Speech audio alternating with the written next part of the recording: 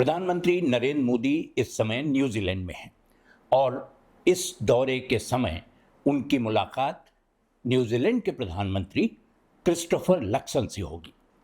दोनों नेता आपस में कई विषयों पर बातचीत करेंगे और ये उम्मीद की जा रही है कि इसमें कई द्विपक्षीय समझौते हो सकते हैं। इन विषयों में शिक्षा है, व्यापार है, पर्यटन है, खेल है और तमाम दूसरी चीज़ें हैं जिसमें टेक्नोलॉजी भी शामिल है। लक्सन ने कहा है कि वो प्रधानमंत्री का तहे दिल से स्वागत करते हैं और न्यूजीलैंड में उन्हें उम्मीद है कि उनकी वार्ता सफल रहेगी, उनकी यात्रा कामयाब होगी। ये बात तो एक तरफ, लेकिन इसके साथ जो वहाँ की वेबसाइट और न्यूज़ वेबसाइट्स हैं उनमें चर्चा किसी और चीज़ की भी हो रही है। वो प्रधानमंत्री के दौरे के कार्यक्रम को लेकर है। क्या है वो चर्चा? अवध पंच में मधुकर उपाध्याय का राम राम। प्रधानमंत्री मोदी की चर्चा को लेकर जो खबर है वो वहाँ की एक प्रमुख वेबसाइट स्टफ पर प्रकाशित हुई है। वो खबर कहती है और उसके जो संवाददाता हैं उनका नाम डेविसन है। वो डेविसन कहते हैं कि इस यात्रा पर बहुत सारी चीज़ें नई हो रही हैं और एक तरह से माना जाए तो 1999 के बाद ये शायद सबसे ज़्यादा तामझाम वाली यात्रा मानी जाएगी। 1999 में बिल क्लिंटन अमेरिका के राष्ट्रपति न्यूजीलैंड गए थे और तब जैसी सुरक्षा व्यवस्था थी लगभग उसके बाद की क्रम में रखी जा सकती है जो सुरक्षा व्यवस्था मोदी के लिए की गई है। डेविसन लगातार अपनी रिपोर्ट में ये बताते हैं कि जो न्यूजीलैंड की सरकार है उसने जो रिस्क असेसमेंट किया उसके आधार पर इस सुरक्षा इंतज़ाम को गलत नहीं ठहराया जा सकता। मतलब कि तमाम एंटी टेररिस्ट स्क्वाड तैनात किए गए हैं। प्रधानमंत्री जहां ठहरेंगे और जो वार्ता की जगह होगी उसके आसपास के घरों की छतों पर स्नाइपर्स लगाए गए हैं, यानी शूटर्स जो देखते ही गोली चलाकर किसी को भी मार दें। उसके अलावा ट्रैफिक की व्यवस्था की गई है और पुलिस का इतना भारी बंदोबस्त है कि ऑकलैंड में उतनी पुलिस मुहैया नहीं कराई जा सकी, इसलिए दूसरे शहरों से पुलिस को बुलाना पड़ा। डेविसन कहते हैं कि 2024 में चीन के प्रधानमंत्री ली कीयांग की यात्रा के समय जितने खतरे सरकार किसी विदेशी अतिथि के लिए महसूस कर रही थी, इस समय वो खतरे उससे ज़्यादा हैं। ये अपनी रिपोर्ट वो आगे बढ़ाते हैं और वो एक कोट करते हैं जिनका पॉल बुकनन नाम है, सुरक्षा सलाहकार और सुरक्षा एक्सपर्ट हैं।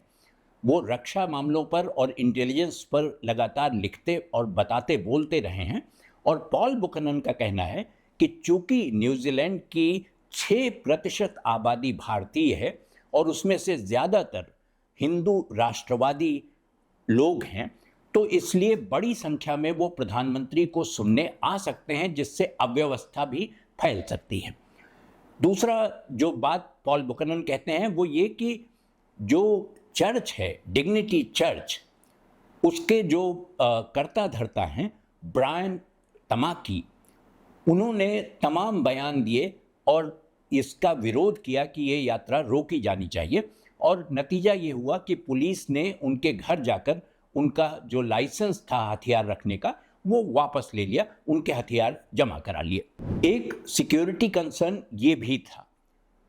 बुकनन बताते हैं कि आम तौर पर जो विदेशी अतिथि आते हैं उनके साथ यात्रा का एक प्रोटोकॉल होता है जिसमें 3 लेयर की सिक्योरिटी होती है। पहले लेयर में उनका निजी सुरक्षा अमला होता है प्रधानमंत्री का, जो इस मामले में स्पेशल कमांडो फोर्स है, वो उनके साथ रहेगा।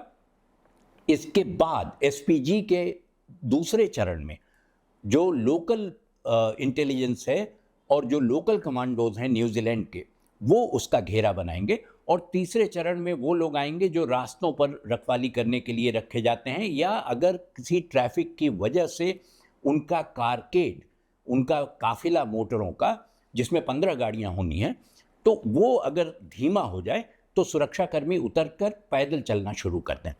तो ये 3 स्तरीय सुरक्षा व्यवस्था है जिसमें कुछ भी ऐसी चीज़ नहीं है जिसे असामान्य कहा जा सके। भारत और दुनिया के तमाम देश इस तरह की सुरक्षा व्यवस्था अपने विदेशी अतिथियों को मुहैया कराते रहे हैं और न्यूजीलैंड ने भी वही किया है। लेकिन जो रिपोर्ट है स्टफ की, वो आगे चलकर कहती है कि आमतौर पर प्रधानमंत्री या किसी विदेशी अतिथि के दौरे का कार्यक्रम गोपनीय रखा जाता है। तो प्रधानमंत्री मोदी का कार्यक्रम भी गोपनीय ही रखा गया, लेकिन उसमें से दो चीज़ें डेविसन को, जो स्टफ के संवाददाता हैं, उनको पता चली। उन्होंने लिखा है कि जो भारतीय अमला, भारतीय दल पहले एडवांस पार्टी के रूप में ऑकलैंड पहुंचा था, उसने दो अनुरोध सरकार से किए हैं।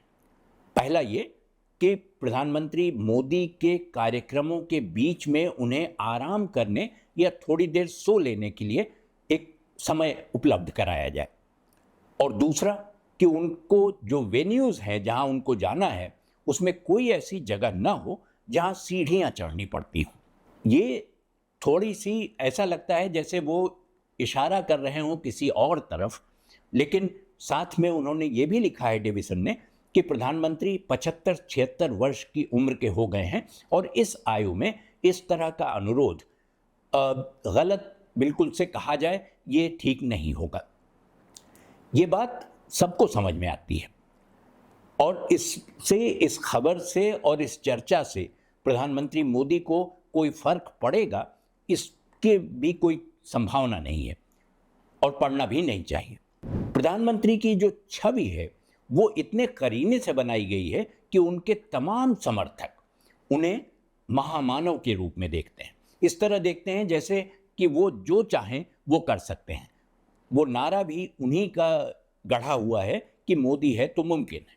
यानी मोदी 18-18 घंटा दिन में काम करते हैं, बहुत कम सोते हैं, उनको थकान नहीं होती, वो किसी चीज़ को कभी पीछे बैक बर्नर पर नहीं रखते, सामने रखते हैं और फैसले करते हैं, मजबूत फैसले करते हैं। तो वो जो छवि है कि वो बिल्कुल आराम नहीं करते, वो जहाँ चाहे वो 18 घंटा काम करते हैं, इस खबर के इन दो बिंदुओं से जो स्टफ में डेविसन ने लिखा है कि उनको आराम करने का समय चाहिए दो कार्यक्रमों के बीच में, और उनको सीढ़ी चढ़ने में असुविधा हो सकती है, तो ये दोनों खबरें उस छवि को आहत करती हैं, मोदी को आहत नहीं करती।